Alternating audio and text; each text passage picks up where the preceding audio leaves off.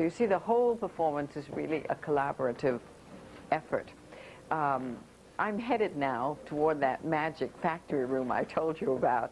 For one thing, I want to introduce you to the two of the stars tonight, who are probably exhausted, but nevertheless.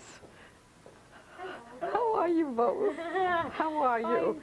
How are you doing? I'm still alive. Yes, yes, but you have one more act. I'll talk to one of you at a time, because the parts are unique for various reasons. In your case, it's a tour de force. You're never off stage. How do you prepare for this day? I mean, what did I do today? Yeah, what did you do today, Judith? It was a long day. Just what I usually do, which is rest in the afternoon, take a walk. I walk my dog and the normal things, and try and eat, even though I'm too excited to eat. And nothing special, just a regular day. You save your voice, talk on the phone? What do you do? No, I unplug my phone because I like to talk. And I have a feeling I would just end up. And people are lovely. They call to wish me luck all day. So it's really better to unplug the phone. I'm happy to see how beautifully the costume came out. Thanks to you. No, no, no. I'm really so tickled. We had a new costume made for Judith for this telecast, and we went down for the fitting together and only saw the muslin, and it just looks fabulous. Yes, they really worked very hard. They had to look for soft material to match the skirt and so It looks absolutely beautiful. They were just lovely. the way you want it. Yes. Good. We won't tell them why, please. No, we won't discuss that, but it's just lovely. And you'll be very happy when you see the repeat of this. I'm going to see this for the next 200 years. Everyone I know is taping it in the whole world. Oh, you're not supposed to say that. Oh, my goodness.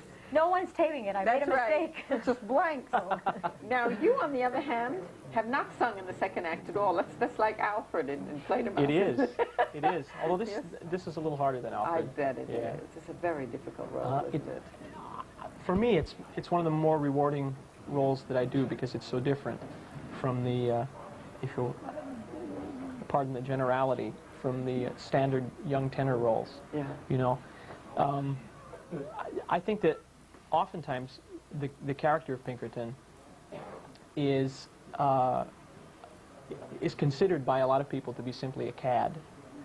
I don't think that he's as much as a cad as he is unthinking,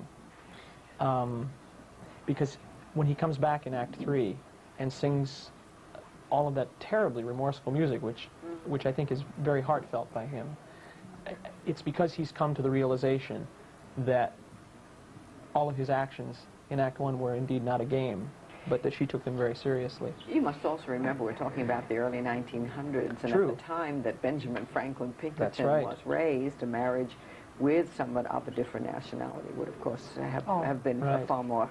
Well, it was have also simply been the scandalous. emergence of the ugly American, too. We had just beaten the Spanish, Yeah. the Spanish-American War, and we were flexing our muscles as a nation, and I think that in many ways Pinkerton embodies that particularly American characteristic of assuming that everything else is there for our benefit, you know, rather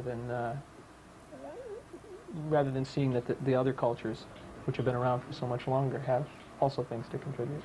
You know, when I was speaking with Frank in the first intermission, we were saying that this butterfly character lady is tormented from the beginning to the end, unlike other Puccini heroines who have their moment of joy. I mean, even poor little Mimi has a couple of happy moments. Especially the second act, the whole act. Sure. But this woman, even at the moment that should be her happiest, when she gets to marry this man, she's still tormented because of the father, because of the family. Ladies and gentlemen, 10 minutes, please. I think also what's terribly interesting is that she came from an aristocratic family, because it says that the Mikado ordered her father to kill himself, and he obeyed. The Mikado ordered her father, so you can imagine what kind of family she's from. She lost a tremendous amount even before coming to this stage of her life. So she's already been through it, which is the reason she is so strong and believes, really believes, while everyone else is falling around, down around her. You seem to be, Jerry, the antithesis of the jokes that we make about tenors. I can speak from Talk to my certainly. wife. I will, I promise. But I mean, from watching you, and I think we even performed together once, or half a time or something, but half a time. Yeah.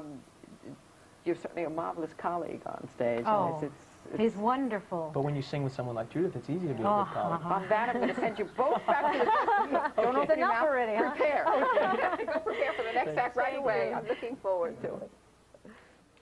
Hi, Lloyd. Hi, how are you?